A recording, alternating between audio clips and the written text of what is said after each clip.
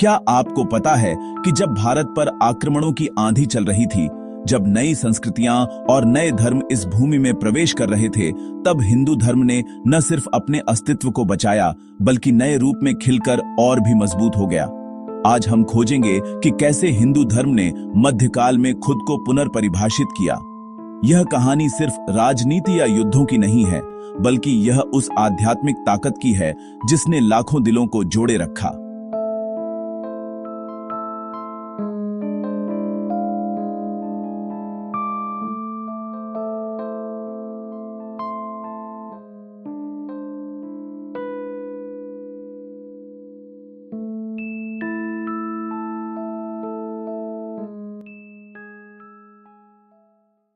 Introduction. इस episode में हम बात करेंगे मध्यकालीन भारत की, यानी लगभग 8वीं सदी से लेकर 18वीं सदी तक। यह वह दौर था जब भारत ने बड़े बड़े राजनीतिक और सामाजिक बदलाव देखे। राजपूतों का उभार, दक्षिण में चोल साम्राज्य की शक्ति और बाद में मुस्लिम सल्तनत तथा मुगल शासन का प्रभाव। लेकिन इन सब के बीच हिंदू धर्म सिर्फ जीवित नहीं रहा, बल्कि उसने नए सांस्कृतिक, धार्मिक और सामाजिक आयाम ग्रहण किए।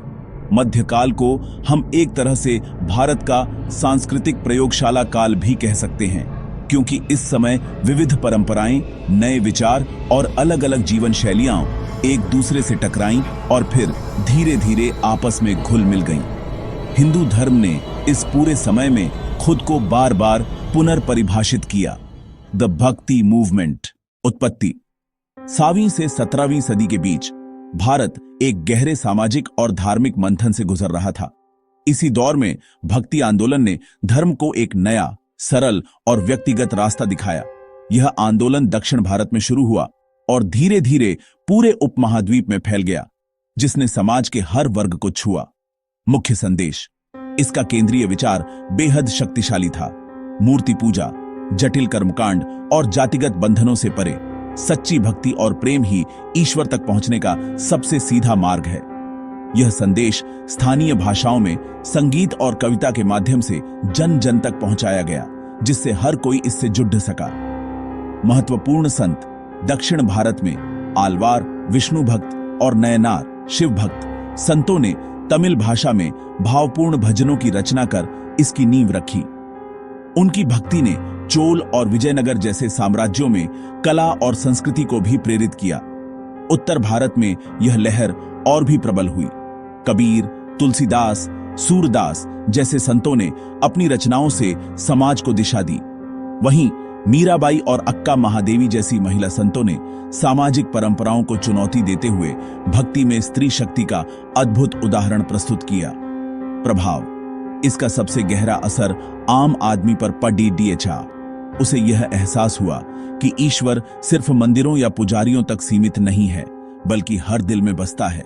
इस आंदोलन ने जातिगत असमानताओं को सीधी चुनौती दी और एक आध्यात्मिक लोकतंत्र की नींव रखी, जहां हर भक्त बराबर था। Fun fact. क्या आप जानते हैं कि कबीर ने अपने दोहों के माध्यम से समाज की कुरीतियों पर ऐसे प्रहार किए कि आज भी उनके शब्द लोगों को सोचने पर मजबूर कर देते हैं। उनकी शिक्षाओं में हिंदू धर्म और इस्लाम दोनों के तत्व मिलते हैं, जो भक्ति और सूफी परंपराओं के गहरे संगम को दर्शाते हैं। उनके दोहे सिर्फ धार्मिक ही नहीं, बल्कि सामाजिक सुधार के शक्तिशाली हथियार भी थे। मध्यकाल में मंदिर केवल पूजा का स्थान नहीं, बल्कि संस्कृति और ज्ञान के केंद्र बन गए। उदाहरण, खजुराहो के मंदिर, मध्य प्रदेश, अपनी अद्भुत नक्काशी और शिल्पकला के लिए प्रसिद्ध। कोणार्क का सूर्य मंदिर, ओडिशा, स्थापत्य कला का एक अनोखा उदाहरण। होयसल और चोल साम्राज्य के मंदिर, दक्षिण भारत की भव्यता के प्रतीक। इन मंदिरों ने धर्म के साथ साथ कला, संगीत, नृत्य और शिक्षा को भी बढ़ावा दिया। मंदिरों के आसपास गुरुकुल, नृत्यशालाएं और शिल्प केंद्र बनते थे, जहां से सांस्कृतिक धारा पूरे समाज में बहती थी। Philosophical expansion. इस समय शंकराचार्य ने अद्वैत वेदांत का प्रचार किया। अहम ब्रह्मास्मि, मैं ही ब्रह्म हूं। यह विचार लोगों को बताता है कि आत्मा और परमात्मा में कोई भेद नहीं है। रामानुजाचार्य और माधवाचार्य ने विशिष्टाद्वैत और द्वैत दर्शन दिए। दर्शन का यह विस्तार सिर्फ अकादमिक चर्चा नहीं था, बल्कि इसने लोगों की आध्यात्मिक दिशा और जीवन दृष्टि को गहराई से प्रभावित किया। यह विविधता दिखाती है कि हिंदू धर्म एक रूपता में अनेकता का जीवंत उदाहरण है। Encounters with other religions. Muslim शासकों के आगमन से सांस्कृतिक टकराव और मेलजोल दोनों हुए। मस्जिदों और मंदिरों के बीच का संवाद कभी संघर्ष में बदलता तो कभी साझा संस्कृति में। सूफी संतों और भक्ति संतों के बीच एक समानता थी, प्रेम और भक्ति के माध्यम से ईश्वर तक पहुंचना। दोनों ही आंदोलन समाज के निचले तबके और आम जनमानस तक पहुंचे और लोगों को उम्मीद और आत्मबल दिया। इस मेलजोल से भारतीय आध्यात्मिकता और भी गहराई और विस्तार प्राप्त कर सकी। फन फैक्ट: दिल्ली के निजामुद्दीन औलिया और अमीर खुसरो के सूफी कव्वालियों ने हिंदू भक्ति गीतों की धुनों से प्रेरणा ली थी। यह भारत की साझा सांस्कृतिक विरासत का प्रमाण है। Social and cultural adaptations. Hindu धर्म ने बदलते समय के साथ सामाजिक सुधारों और नए त्योहारों को अपनाया, जिससे समाज का ताना बाना और भी मजबूत हुआ। यह केवल एक धार्मिक बदलाव नहीं था, बल्कि जीवन के हर पहलू को छूने वाली एक गहरी सांस्कृतिक लहर थी। त्योहार, दुर्गा पूजा, रामलीला और होली जैसी परंपराओं ने इसी दौर में नई लोकप्रियता पाई। ये केवल धार्मिक अनुष्ठान नहीं थे, बल्कि सामाजिक मेलजोल, सामूहिक आनंद और सांस्कृतिक एकता के प्रतीक बन गए। इन त्योहारों ने स्थानीय कारीगरों और बाजारों को भी बढ़ावा दिया, जिससे आर्थिक जीवन में नई ऊर्जा का संचार हुआ। अर्थव्यवस्था और व्यापार। इस युग में मंदिर केवल पूजा के केंद्र नहीं थे, बल्कि आर्थिक गतिविधियों के भी गढ़ थे। चोल और विजयनगर जैसे साम्राज्यों ने समुद्री व्यापार को बढ़ावा दिया, जिससे भारतीय मसाले, वस्त्र और वुड्स स्टील जैसी धातुएं दक्षिण पूर्व एशिया तक पहुंची। शहरों में व्यापारियों के संघ, जिन्हें गिल्ड कहा जाता था, अर्थव्यवस्था को संगठित करते थे। साहित्य। संस्कृत के साथ साथ क्षेत्रीय भाषाओं हिंदी, तमिल, बंगाली, मराठी में धार्मिक ग्रंथ और कविताएं लिखी जाने लगी। तुलसीदास, सूरदास, चैतन्य महाप्रभु और नामदेव जैसे कवि संतों ने अभंग और कीर्तन जैसे रूपों में साधारण जन तक गहरी आध्यात्मिकता पहुंचाई। नृत्य और संगीत।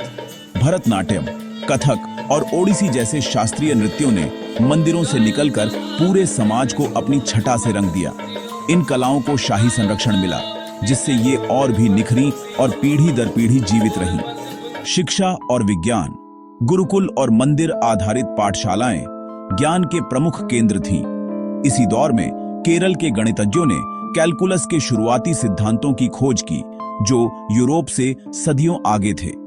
खगोल विज्ञान में भी भारत ने महत्वपूर्ण प्रगति की, जिसका प्रमाण कोणार्क के सूर्य मंदिर जैसे वास्तुशिल्प के अजूबों में मिलता है, जिसका हर पहिया एक सटीक धूप घड़ी का काम करता है। फन फैक्ट: तुलसीदास की रामचरितमानस ने रामायण की कहानी को अवधी भाषा में लिखा ताकि आम जनता उसे समझ सके। आज भी यह भारत के सबसे लोकप्रिय ग्रंथों में से एक है और हर रामलीला के मंचन की आत्मा है। यह भक्ति आंदोलन का एक उत्कृष्ट उदाहरण है, जिसने ज्ञान को कुछ लोगों तक सीमित न रखकर सबके लिए सुलभ बनाया। Broader impact on society.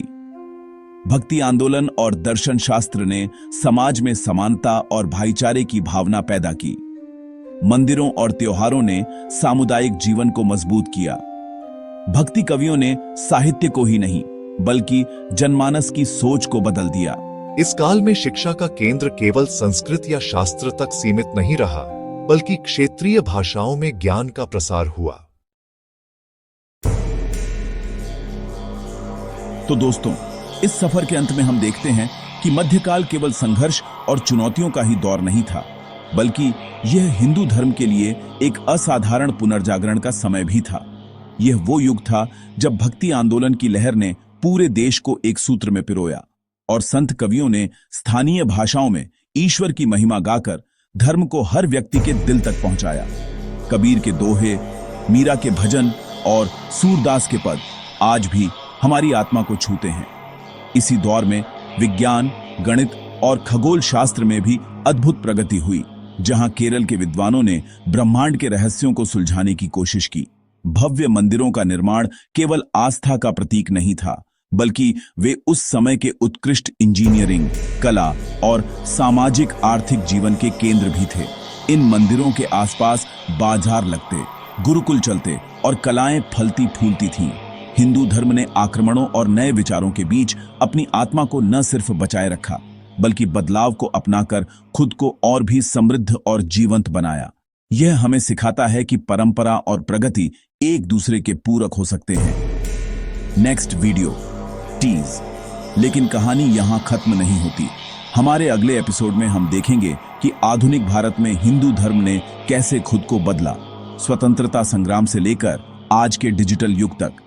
हम जानेंगे कि कैसे यह धर्म केवल पूजा पाठ तक सीमित न रहकर राष्ट्रीय आंदोलन की आत्मा बना, और कैसे आज की वैश्विक दुनिया में इसकी भूमिका लगातार विकसित हो रही है। यह एक ऐसी यात्रा है जिसे आप मिस नहीं करना चाहेंगे।